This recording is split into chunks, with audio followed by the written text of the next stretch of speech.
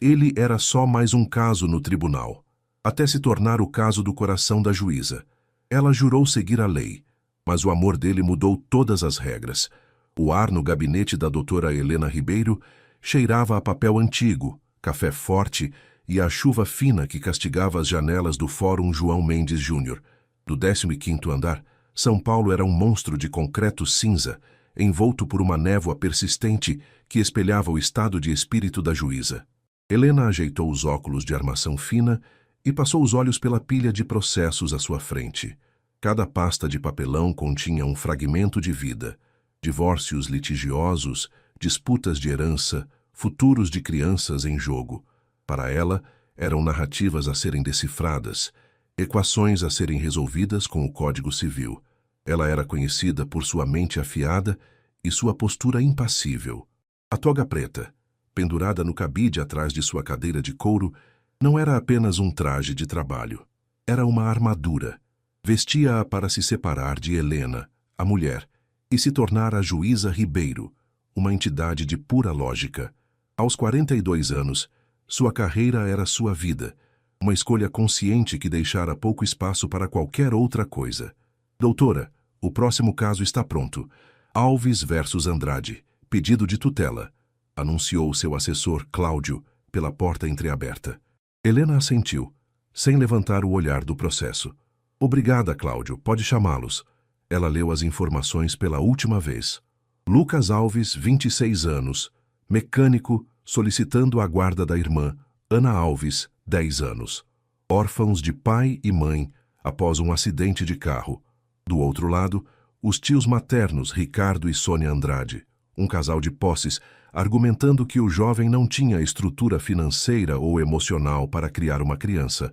No papel, o caso parecia pender para os tios. A estabilidade financeira sempre pesava. Minutos depois, sentada em sua cadeira elevada no tribunal, Helena observou os envolvidos. Os Andrade, bem vestidos e representados por um advogado de renome, exalavam confiança. Então, seus olhos pousaram em Lucas Alves. Ele não usava terno. Vestia uma calça jeans escura e uma camisa social simples, um pouco amassada nos cotovelos. Tinha as mãos de quem trabalha com graxa, grandes e calejadas, mas que agora estavam entrelaçadas sobre o colo, nervosas. O rosto era jovem, marcado por um cansaço que parecia antigo demais para sua idade, mas seus olhos eram diretos, firmes e carregavam uma determinação feroz.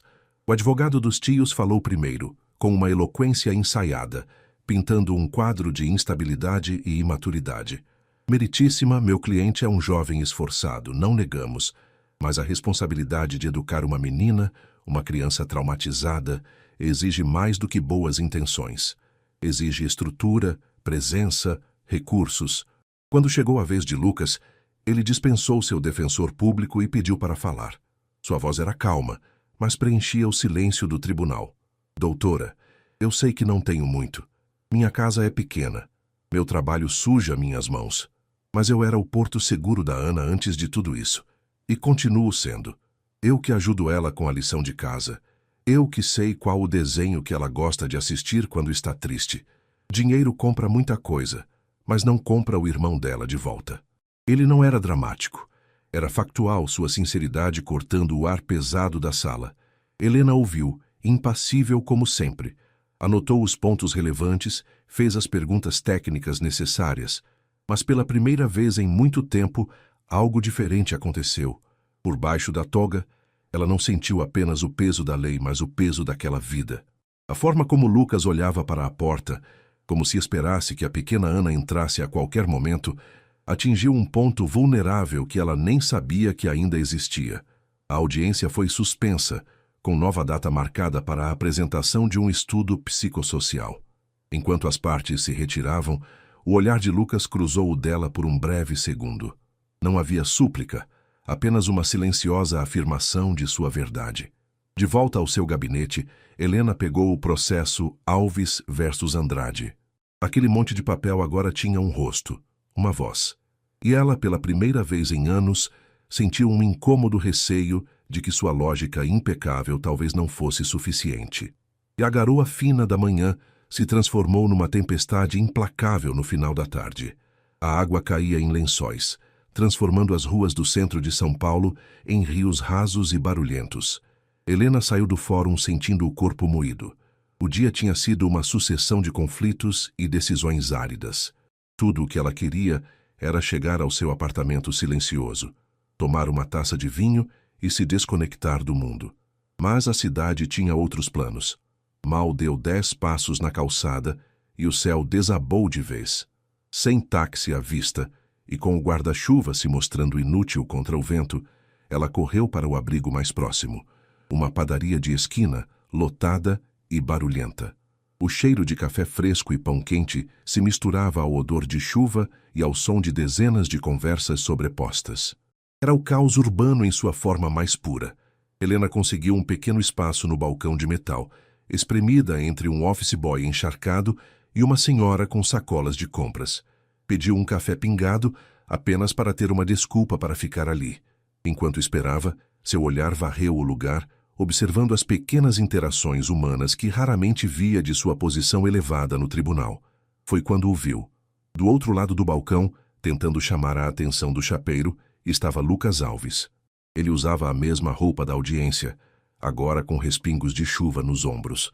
Em uma das mãos, segurava um saco de pão de forma e, na outra, um desenho infantil, feito com giz de cera, que ele protegia da umidade com o corpo.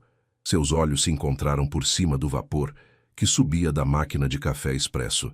O reconhecimento foi instantâneo e, para Helena, profundamente desconfortável. Ele era uma parte em um processo ativo. Qualquer interação fora do tribunal era, no mínimo, inadequada. Ela desviou o olhar, torcendo para que ele não a tivesse notado ou que, se notou, a ignorasse. Mas era tarde demais. Ele se aproximou, hesitante. Doutora Ribeiro? Boa tarde. Sua voz era mais baixa, sem a acústica do tribunal, quase engolida pelo barulho da padaria. Helena se virou, a expressão profissional se formando automaticamente em seu rosto. Senhor Alves, boa tarde. A formalidade soou estranha ali, em meio ao cheiro de pão na chapa. Desculpe incomodar, eu só... Não esperava encontrá-la aqui, disse ele um pouco sem jeito. Ele gesticulou para a chuva lá fora. São Paulo não dá trégua, né? Não mesmo, respondeu ela, a voz mais rígida do que pretendia. Ela queria encerrar a conversa, manter a distância profissional. Mas Lucas não pareceu notar. Ou talvez tenha escolhido ignorar. Ele olhou para o desenho que segurava. É da minha irmã, Ana. Ela fez na escola hoje. Disse que é um super-herói para me proteger dos advogados maus. Um pequeno sorriso cansado surgiu em seus lábios. Criança não tem filtro, né? Helena se pegou olhando para o desenho. Era um boneco de palito com uma capa vermelha e um grande L no peito. Contra sua vontade, a armadura da juíza trincou. Ali, encharcado e segurando um desenho infantil, ele não era o requerente do processo 237-2024. Era apenas um irmão mais velho, tentando manter seu mundo de pé. É um belo desenho, ela disse, e sua voz, para sua surpresa, saiu mais suave. O café dela chegou. A conversa morreu por um instante. O silêncio entre eles era estranhamente mais íntimo do que o barulho ao redor. Eu só queria dizer, obrigado por me ouvir hoje. De verdade, ele falou, olhando-a nos olhos. Senti que a senhora estava realmente ouvindo. O coração de Helena deu um solavanco. Era um elogio ao seu profissionalismo, mas soou perigosamente pessoal. É o meu trabalho, Sr. Alves. A chuva começou a diminuir. A multidão na padaria começou a se dispersar. Bom, eu preciso ir. A Ana está me esperando, disse ele. Tenha uma boa noite, doutora. O senhor também, respondeu ela, observando-o sair e abrir um guarda-chuva colorido, obviamente infantil. Ela ficou ali, segurando a xícara de café quente, o barulho da padaria subitamente distante. O encontro não durou mais que 3 minutos, mas foi o suficiente para derrubar o muro que ela passara anos construindo. Pela primeira vez, um caso do tribunal a havia seguido para a rua. E ela sabia com uma clareza assustadora que ele também a seguiria para casa. O apartamento de Helena, no bairro de Higienópolis, era um reflexo de sua mente, organizado, minimalista e com uma vista panorâmica da cidade que a mantinha sempre a uma distância segura do caos lá embaixo. Naquela noite, porém, a ordem do ambiente parecia uma farsa. O processo Alves versus Andrade estava aberto sobre sua mesa de jantar de vidro, mas as palavras técnicas pareciam borradas. A imagem que dominava seus pensamentos não era a dos autos, mas a de Lucas Alves protegendo um desenho de giz de cera da chuva. Ela se serviu de mais uma taça de vinho tinto, um merlot encorpado que não conseguia acalmar a inquietação em seu peito. Por que aquele caso a afetava tanto? Já havia julgado centenas de disputas de guarda, muitas delas mais dramáticas. A resposta era desconfortavelmente simples. Nenhum dos outros requerentes havia cruzado seu caminho em uma padaria com um sorriso cansado e uma vulnerabilidade que desarmava. Movida por um impulso que sua lógica profissional condenaria, Helena abriu seu notebook. Digitou Lucas Alves Mecânico São Paulo na barra de busca. Os resultados foram escassos. Havia o perfil de uma oficina na Zona Leste, com seu nome listado entre os funcionários e algumas fotos de carros. Mas então ela encontrou um perfil fechado em uma rede social, com uma foto pequena e granulada. Nela, Lucas sorria, abraçado a uma menina de tranças que era a cópia fiel dos olhos do irmão, Ana. Helena sentiu uma pontada de culpa. Aquilo era uma invasão, uma quebra de protocolo autoimposta. Juízes deveriam se ater aos autos, às provas apresentadas no tribunal, mas ela não conseguiu evitar. Aquele perfil continha o que o processo não mostrava: a vida. Fotos de um piquenique no Parque Ibirapuera, um vídeo de Ana aprendendo a andar de bicicleta, uma selfie dos dois com o rosto sujo de bolo de chocolate. Eram fragmentos de uma normalidade que Lucas lutava desesperadamente para preservar. No dia seguinte, no fórum, o peso da toga pareceu maior. Durante uma audiência de conciliação, ela se pegou distraída, a mente vagando para a pequena casa na Zona Leste. O advogado da parte contrária precisou repetir uma pergunta 2 vezes. Cláudio, seu assessor, a olhou com uma preocupação velada. Na hora do almoço, encontrou sua amiga e colega, a juíza Beatriz, no restaurante do fórum. Você parece exausta, Helena. Algum caso tirando seu sono? Perguntou Beatriz, enquanto mexia em sua salada. O de sempre, família se desfazendo, respondeu Helena evasiva. Tem um em particular, não tem? Conheço essa sua cara. Helena hesitou, depois cedeu. É uma disputa de guarda. Um rapaz de 26 anos tentando ficar com a irmã de 10, órfãos. Os tios querem a menina, tem dinheiro, estabilidade. E o rapaz não tem? Parece um caso simples no papel, comentou Beatriz. No papel, sim, mas ele tem uma dedicação, uma força. É diferente, Helena admitiu, a voz mais baixa. Encontrei com ele por acaso ontem, numa padaria. Beatriz parou de comer e a encarou, os olhos sérios. Helena, cuidado. Você sabe a linha que não podemos cruzar. Empatia é uma coisa, envolvimento é outra. Esse rapaz é o seu jurisdicionado. Não se esqueça disso. Eu sei, disse Helena, mais para si mesma do que para a amiga. É só que, às vezes, a lei parece tão fria, tão inadequada para medir o tamanho de um afeto. Beatriz suspirou. É por isso que a toga é pesada, amiga. Ela nos força a carregar o peso do mundo sem deixar que ele nos esmague. Helena voltou para seu gabinete sentindo as palavras da amiga ecoarem em sua mente. Cuidado. Ela sabia que Beatriz estava certa. Mas enquanto olhava pela janela a cidade pulsando lá embaixo, percebeu que as rachaduras em sua armadura já haviam se formado. E ela não tinha certeza se queria consertá-las. A pequena casa na Vila Matilde era modesta, mas impecavelmente limpa.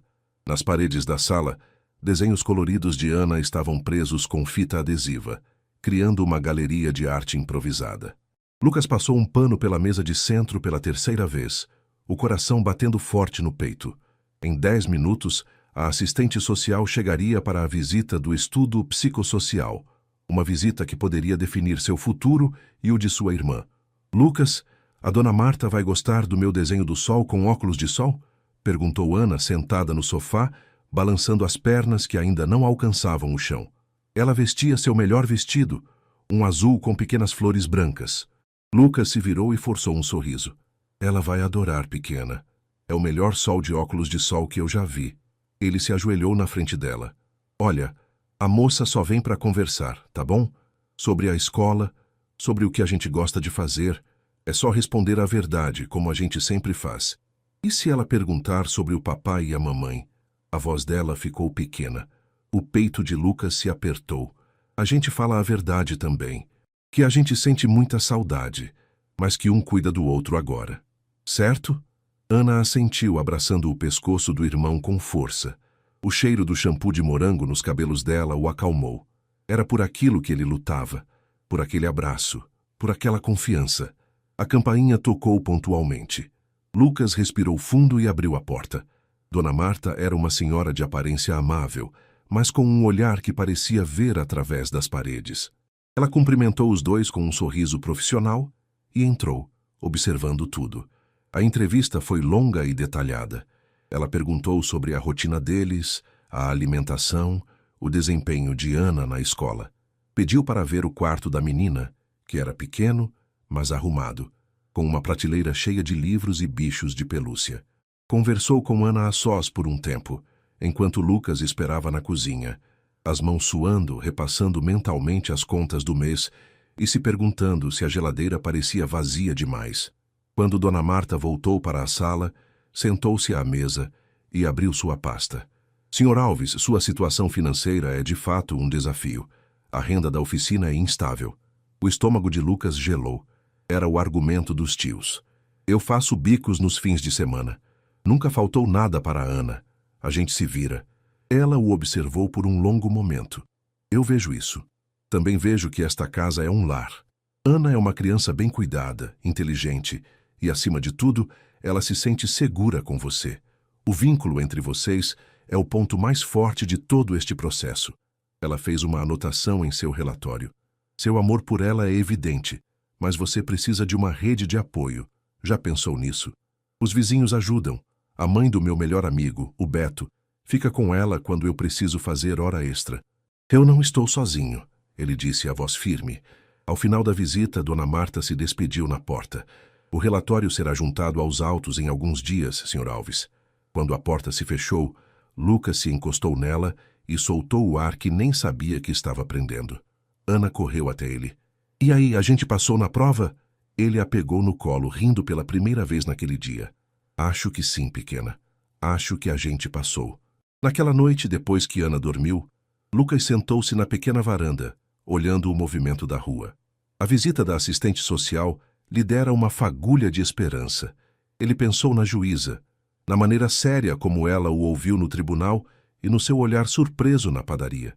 Talvez, apenas talvez, ela também conseguisse ver além dos números e dos extratos bancários. Talvez ela conseguisse ver o que Dona Marta viu, que ali, naquela casa simples, existia um lar. Uma semana se passou. Para Helena, foi uma semana de autocontrole forçado, de mergulhar em outros processos para tentar abafar a voz insistente do caso Alves versus Andrade em sua mente. Ela evitou padarias, fez caminhos diferentes para casa e se repreendeu mentalmente toda vez que a imagem de um desenho de super-herói surgia em seus pensamentos.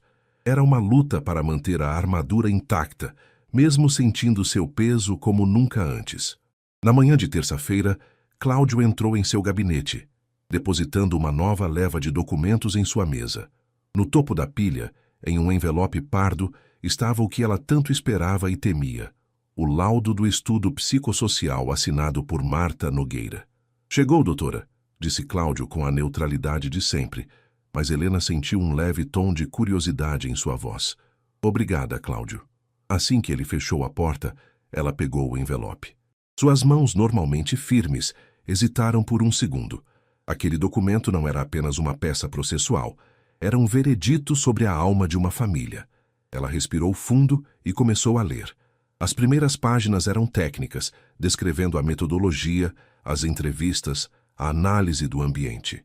Mas à medida que avançava, as palavras da assistente social pintavam um quadro vívido e inegável. Frases saltavam do texto, ressoando com o que Helena já sentia. Apesar da modesta condição financeira, o ambiente doméstico é rico em afeto e rotinas estruturadas, elementos cruciais para o desenvolvimento saudável da menor. Observa-se um forte e positivo vínculo fraternal, sendo o Sr. Alves a principal figura de referência e porto seguro para a criança desde o falecimento dos genitores. A separação abrupta deste vínculo apresenta alto risco de trauma psicológico adicional para a menor. Helena parou, relendo a última frase. Alto risco de trauma. A lei falava de melhor interesse da criança, e ali estava ele, traduzido em termos técnicos, mas com um peso emocional esmagador. O relatório continuava, detalhando a rede de apoio informal que Lucas havia construído, o bom desempenho de Ana na escola e a maturidade surpreendente com que Lucas lidava com suas responsabilidades. A conclusão era clara e direta. Recomenda-se, salvo o melhor juízo deste egrégio tribunal, a concessão da tutela da menor Ana Alves ao seu irmão, Lucas Alves, com acompanhamento periódico do Conselho Tutelar, para garantir o suporte necessário à nova estrutura familiar. Um alívio profundo e perigoso inundou Helena. Não era apenas uma opinião, era uma recomendação técnica, fundamentada. Havia uma base legal sólida para a decisão que seu coração começava a desejar. Ela se recostou na cadeira, o laudo em mãos. Pela primeira vez sentiu que a justiça e a humanidade poderiam andar juntas naquele caso. A sensação durou pouco. No final da tarde, o advogado dos tios Andrade protocolou uma nova petição contestando veementemente o laudo. Ele o chamou de superficial e tendencioso, acusando a assistente social de ter sido seduzida por uma narrativa sentimental. E então veio o golpe. Ele anexou um documento que fez o estômago de Helena revirar. Era uma notificação de despejo, datada de 2 meses atrás para o endereço de Lucas. A petição argumentava: como pode um jovem que sequer consegue manter um teto sobre a própria cabeça ser guardião de uma criança? Helena ficou olhando para a notificação. A esperança de uma decisão simples e clara se desfez. Aquele documento era uma arma poderosa. O caso acabara de se tornar uma guerra jurídica e Lucas estava em clara desvantagem. Ela sentiu uma onda de frustração, quase raiva. Era o sistema em sua forma mais cruel, onde um pedaço de papel timbrado podia pesar mais que um lar cheio de amor. A toga em seu cabide parecia mais pesada e mais sufocante do que nunca. A petição dos Andrade a assombrou pelo resto do dia. Helena trabalhou até tarde, a mente girando em torno de tecnicalidades legais, jurisprudências, buscando uma saída. A imagem de Lucas sendo despejado com a irmã pequena era intolerável. Cansada e com uma dor de cabeça latejante, ela finalmente desistiu por volta das 10 da noite. O silêncio do fórum vazio era opressor. Decidiu parar em uma farmácia 24 horas no caminho para casa para comprar um analgésico. A noite estava fria e úmida e o brilho neon da Cruz Verde parecia o único ponto de vida em uma rua adormecida. Ela entrou, o som do sino da porta quebrando o silêncio. Havia apenas mais um cliente no balcão, de costas para ela. Ele se virou ao ouvir o sino e o coração de Helena parou por uma fração de segundo. Era Lucas. Seu rosto estava pálido sob a luz fluorescente, os olhos fundos de preocupação. Ao lado dele, encolhida em um moletom grande demais, estava Ana. A menina tremia um pouco, o rosto corado de febre. O constrangimento do encontro foi imediatamente suplantado pela cena à sua frente. Lucas parecia desesperado, falando em voz baixa com o farmacêutico. A febre não baixa com o antitérmico que eu tenho em casa. Ela está com 39 graus. Pode ser só uma virose, mas com essa temperatura, o ideal é levar a um pronto-socorro, meu amigo, aconselhou o farmacêutico. Eu não posso. O carro da oficina quebrou hoje. Estou a pé. O hospital mais perto fica a 20 minutos de caminhada, disse Lucas, o desamparo evidente em sua voz. Ele olhou para Ana, que tossiu. Um som pequeno e frágil. Naquele momento, as fronteiras entre a juíza Ribeiro e Helena se dissolveram completamente. Ela se aproximou, a bolsa ainda no ombro. Senhor Alves! Lucas se virou surpreso. Vê-la ali, àquela hora, em roupas casuais e com uma expressão de genuína preocupação, era desconcertante. Doutora, desculpe a intromissão, disse ela, a voz calma e firme, a mesma que usava para acalmar os ânimos no tribunal, mas agora com um timbre diferente. Eu estou de carro. Posso levá-los ao hospital. Lucas a encarou. Uma mistura de choque, desconfiança e gratidão em seus olhos. A juíza que decidiria seu futuro estava ali. oferecendo uma ajuda que ia muito além de qualquer protocolo. Eu não sei se é certo, doutora. A gente não deveria... Ela está com febre, interrompeu Helena olhando para a menina. Isso é o que importa agora. O resto não existe. Vamos. Não era uma ordem, mas soava como uma. Lucas, exausto e sem opções, assentiu. O trajeto até o hospital infantil foi feito em um silêncio denso. Helena dirigia com foco enquanto Lucas, no banco de trás, segurava a mão de Ana, que havia adormecido, a cabeça apoiada em seu ombro. Pelo retrovisor, Helena via a cena.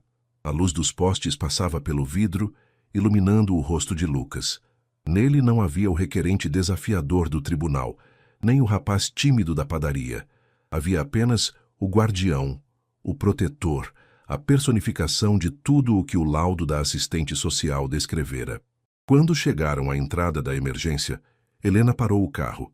Lucas pegou a irmã adormecida no colo com um cuidado infinito.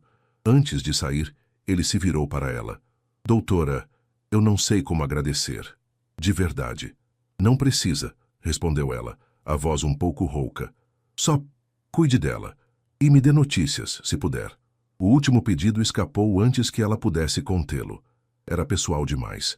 Ele assentiu e saiu, desaparecendo pelas portas automáticas do hospital. Helena ficou parada, o motor do carro ligado, as mãos tremendo levemente sobre o volante. Ela havia acabado de cruzar uma linha invisível, uma fronteira ética que jurara nunca ultrapassar. E a parte mais assustadora era que, naquele momento, ela não sentia nenhum arrependimento. Na manhã seguinte, Helena sentia como se não tivesse dormido. Cada gole de café parecia amargo, incapaz de dissipar a névoa de ansiedade que se instalara em sua mente. A imagem de Ana, pequena e febril no banco de trás de seu carro, estava gravada em sua memória. O ato de ajudá-los parecera tão instintivamente correto na noite anterior, mas, sob a luz fria da manhã, ele se transformava em uma imprudência colossal. Ela repassava a conversa com Beatriz em sua cabeça. Cuidado, Helena. Esse rapaz é o seu jurisdicionado. Ela não apenas se aproximou da linha, ela a atravessou em alta velocidade com os faróis ligados. Qualquer advogado minimamente competente poderia usar aquilo para pedir sua suspeição, anular o processo, acusá-la de parcialidade. Sua carreira, construída com tanto rigor e sacrifício, estava vulnerável por causa de um impulso. Por volta das 10 horas, enquanto tentava se concentrar em um complexo processo de falência, seu celular pessoal, deixado sobre a mesa, vibrou. Era uma mensagem de um número desconhecido. Seu coração acelerou. Doutora Ribeiro, aqui é o Lucas Alves. Desculpe o incômodo, só queria avisar que a Ana está bem. Era uma infecção de garganta, já está medicada e descansando, e queria agradecer de novo. A senhora salvou nossa noite. Helena leu a mensagem 3 vezes. A formalidade misturada à gratidão genuína era mais desarmante do que qualquer argumento jurídico. Ela deveria ignorar, apagar o número, fingir que nunca aconteceu. Mas seus dedos se moveram por conta própria. Fico aliviada em saber, Sr. Alves. Cuide bem dela. E por favor, não temos que falar mais sobre isso. Ela enviou a mensagem e imediatamente se arrependeu da última frase. Soava ríspida, fria, uma tentativa desajeitada de reconstruir o muro que ela mesma havia demolido. A resposta dele veio 1 minuto depois. Entendido, tenha um bom dia. E foi isso. Mas o estrago estava feito. A conexão, antes implícita, agora era explícita, registrada em pixels na tela de seu celular. Inquieta, ela voltou sua atenção para a petição dos Andrade. A notificação de despejo. Aquilo não saía de sua cabeça. Impulsionada por uma necessidade de entender que beirava a obsessão, ela fez algo que raramente fazia. Usou o sistema de acesso público do Tribunal de Justiça para pesquisar processos relacionados ao endereço de Lucas. Não era ilegal, mas a motivação era inteiramente pessoal. Ela encontrou um processo de consignação em pagamento movido por Lucas Alves contra o proprietário do imóvel. Lendo os autos, a história se revelou. Havia um vazamento grave no telhado do quarto de Ana. O proprietário se recusou a consertar. Lucas, orientado pela defensoria, depositou o valor do aluguel em juízo até que o reparo fosse feito. O proprietário, como retaliação, enviou a notificação de despejo. O caso fora resolvido com um acordo semanas depois, com o proprietário realizando o conserto. Mas a notificação, a prova usada pelos tios, permanecia como uma cicatriz no histórico dele. Helena se recostou, sentindo uma mistura de alívio e fúria. A verdade estava ali, a poucos cliques de distância, mas o advogado dos Andrade havia apresentado apenas o fragmento que servia à sua narrativa, distorcendo a realidade. Lucas não era um inquilino inadimplente. Ele era um irmão protegendo o quarto de sua irmã. Ela fechou o notebook, a decisão se solidificando dentro dela. A lei não era apenas um conjunto de regras frias. Era uma ferramenta para encontrar a verdade. E ela percebeu que, naquela noite fria na farmácia, não havia apenas cruzado uma linha ética. Ela havia encontrado o caminho para a verdade do caso. A nova audiência foi marcada com urgência, a pedido dos Andrade. O ar na sala do tribunal estava ainda mais carregado do que da primeira vez. Lucas, ao lado de seu defensor público, parecia tenso, mas seus ombros estavam retos, a determinação em seus olhos inabalada. Helena entrou e sentou-se em sua cadeira elevada, o rosto uma máscara de neutralidade que exigia toda a sua força para manter. Seus olhos evitaram encontrar os de Lucas. O advogado dos tios, um homem de terno caro e sorriso predatório, foi o primeiro a falar. Ele brandiu a notificação de despejo como uma arma fumegante. Meritíssima, com todo o respeito ao laudo psicossocial, fatos são fatos. O requerente demonstrou ser incapaz de prover o mínimo, um teto seguro. A instabilidade é a única constante em sua vida. De um lado, temos um jovem bem-intencionado, mas à beira do colapso financeiro. Do outro, meus clientes. Um lar estruturado, segurança, um futuro planejado, as melhores escolas. A escolha, com o devido respeito, é óbvia. Ele continuou por mais 10 minutos construindo um castelo de estabilidade financeira e pintando Lucas como um risco iminente para a própria irmã.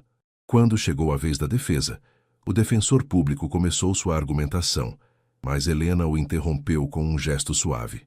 Ela se virou para Lucas. Sr. Alves, o senhor gostaria de se manifestar sobre o documento juntado pela parte contrária? Lucas se levantou. Todas as cabeças se viraram para ele. Ele respirou fundo, a voz clara e sem hesitação. Doutora, essa notificação foi por causa de uma briga com o dono da casa. Tinha uma goteira enorme no quarto da minha irmã, bem em cima da cama dela. Ele não queria arrumar. Eu parei de pagar o aluguel na mão dele e depositei na justiça, para forçar ele a consertar. E ele consertou. O problema foi resolvido. Eu não estava sendo despejado por falta de dinheiro. Eu estava lutando para minha irmã não dormir na chuva dentro de casa. Um silêncio pesado caiu sobre a sala. A explicação era tão simples, tão brutalmente honesta, que desarmou toda a retórica do advogado adversário. Helena assentiu lentamente. O tribunal tem conhecimento do processo de consignação em pagamento, que confirma a sua versão, Sr. Alves. O queixo do advogado dos Andrade caiu. Ele não esperava por aquilo. Por um instante, o profissionalismo de Helena vacilou, e ela sentiu uma profunda satisfação. A audiência prosseguiu, mas a maré havia virado. As partes fizeram suas considerações finais. O defensor de Lucas reforçou o laudo psicossocial e o forte vínculo entre os irmãos. O advogado dos Andrade tentou, sem sucesso, diminuir o impacto da revelação, voltando a focar na questão financeira. Ao final, Helena olhou para todos na sala. Obrigada. As partes serão intimadas da decisão. Os autos estão conclusos para a sentença. Tenham todos um bom dia. Naquela noite, em seu gabinete, a cidade de São Paulo brilhava lá fora como um mar de diamantes dispersos. Sobre sua mesa, o processo Alves versus Andrade estava aberto na última página. A decisão era dela. A caneta em sua mão parecia pesar 1 tonelada. Ela pensou em tudo. Na lei, no laudo, na notificação de despejo, na mentira por omissão. Pensou no desenho de um super-herói, no cheiro de pão quente na padaria, em uma menina febril dormindo no banco de trás de seu carro. Ela sabia que sua decisão seria analisada, talvez contestada. Sabia que se envolvera de uma forma que nunca deveria, mas também sabia, com uma clareza que nunca sentira antes, o que era a coisa certa a fazer. Não apenas a coisa legal, mas a coisa justa. Ela destampou a caneta e o som do clique ecoou no silêncio do grande escritório. Os dias que se seguiram à audiência foram os mais longos da vida de Lucas. A cada notificação de e-mail, seu coração saltava, esperando a comunicação do Diário da Justiça eletrônico. Ele tentava manter a rotina por Ana, levá-la à escola, ajudar com o dever de casa, preparar o jantar, mas por dentro era um nó de ansiedade pura. A esperança que sentira na audiência lutava contra o medo paralisante de perder a única pessoa que lhe restava. Na sexta-feira à tarde, o e-mail chegou. O assunto era a notificação padrão: movimentação processual. Com as mãos trêmulas, ele abriu o anexo. Era um documento PDF frio e impessoal, com o brasão da República no topo. Ele rolou a página, passando pelos nomes dos advogados, pelo número do processo, até encontrar o texto assinado digitalmente por Helena Ribeiro. Ele começou a ler, as palavras jurídicas dançando à sua frente. Mas então a linguagem começou a mudar. Helena não se limitou a citar artigos de lei. Ela construiu uma narrativa, considerando o laudo psicossocial apresentado, que atesta de forma inequívoca o profundo e salutar vínculo afetivo entre o requerente e sua irmã menor. Considerando que a estabilidade, princípio norteador do melhor interesse da criança, não se resume à solidez financeira, mas reside primordialmente na constância do afeto, no suporte emocional e na manutenção dos laços familiares pré-existentes. Lucas parou lendo a frase de novo. A estabilidade não se resume à solidez financeira. Eram as palavras que ele gritava em silêncio, agora validadas pela mais alta autoridade. A sentença continuava, abordando diretamente a questão do despejo. A tentativa da parte contrária de desqualificar o requerente, com base em uma notificação de despejo, se mostra falaciosa. Conforme verificado por este juízo, o requerente não agiu como um inquilino negligente, mas como um guardião zeloso, utilizando os meios legais para garantir uma moradia digna para a menor, mesmo que isso implicasse em um confronto com o proprietário do imóvel. O requerente não ofereceu apenas um teto, ele lutou por ele. Lágrimas começaram a escorrer pelo rosto de Lucas, quentes e silenciosas. Ele não estava apenas sendo lido, estava sendo visto, compreendido. E então, no final, a parte dispositiva, em negrito. Pelo exposto e por tudo mais que dos autos consta, julgo procedente o pedido para conceder a tutela definitiva da menor Ana Alves ao seu irmão, Lucas Alves. Espeça-se o termo de tutela, sem custas, por ser beneficiário da justiça gratuita. Publique-se, registre-se, intimem-se. Ele deixou o celular cair sobre a mesa, apoiou os cotovelos e enterrou o rosto nas mãos, os ombros sacudindo em um choro que era puro alívio. O peso de meses de incerteza, de medo, de luto, finalmente se dissipou. Ana, que desenhava na sala, ouviu o som e correu até ele. — O que foi, Lucas? Você tá triste? Ele a puxou para um abraço apertado, levantando-a do chão. — Não, pequena. Eu tô feliz, muito feliz. Ele a abraçou com a força de quem segura o mundo inteiro. A gente vai ficar junto, para sempre. Enquanto isso, a quilômetros dali, em seu gabinete silencioso, Helena olhava para a mesma sentença na tela do seu computador. Ela havia feito. Havia seguido a lei, mas também sua consciência. Sentia uma paz que não experimentava há muito tempo, mas também uma inquietação. O caso estava encerrado. Lucas Alves não era mais seu jurisdicionado. A barreira profissional que os separava para o bem ou para o mal havia caído. Ela estava livre da toga, mas agora, pela primeira vez, se sentia completamente exposta como Helena. Passou-se um mês. O outono começava a pintar São Paulo com cores mais amenas, e o sol da tarde de domingo era agradável. No Parque Ibirapuera, o som de risadas de crianças se misturava ao ritmo dos patins no asfalto. Helena caminhava lentamente pela beira do lago, usando jeans e uma blusa simples. Havia muito tempo que não fazia aquilo. Simplesmente andar sem um destino, sem um prazo. Após a sentença, ela tirou uma semana de férias. Precisava de distância, de silêncio. A decisão não foi contestada pelos tios, e o caso foi arquivado. Oficialmente, Lucas e Ana não faziam mais parte de seu universo profissional, mas eles não haviam saído de seus pensamentos. Foi então que ela os viu. Perto de uma das grandes árvores, Lucas empurrava Ana em um balanço improvisado, que ele havia amarrado em um galho. A menina gargalhava, o cabelo voando, a alegria pura e contagiante. Ele parecia mais leve, o cansaço em seus olhos substituído por uma serenidade tranquila. Helena parou, o coração batendo um pouco mais forte. Deveria ir embora, fingir que não os viu, mas o que a impedia agora? Não havia mais processo, não havia mais toga. Havia apenas duas pessoas que compartilharam, de formas diferentes, um momento crucial em suas vidas. Como se sentisse seu olhar, Lucas se virou e a viu. Um sorriso lento e genuíno se abriu em seu rosto. Ele falou algo para Ana e começou a caminhar na direção dela com calma. Doutora, Helena, ele se corrigiu um pouco sem jeito. Que coincidência. Olá, Lucas, disse ela, a voz soando surpreendentemente natural. Parece que vocês estão aproveitando o dia. Estamos.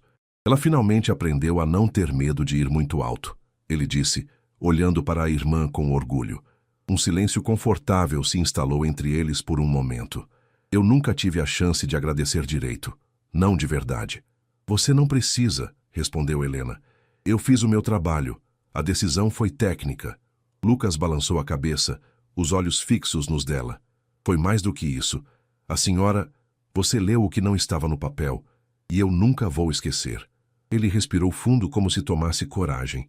O processo acabou. Eu não sou mais o seu caso no tribunal. Não, não é, ela concordou, um pequeno sorriso surgindo em seus lábios.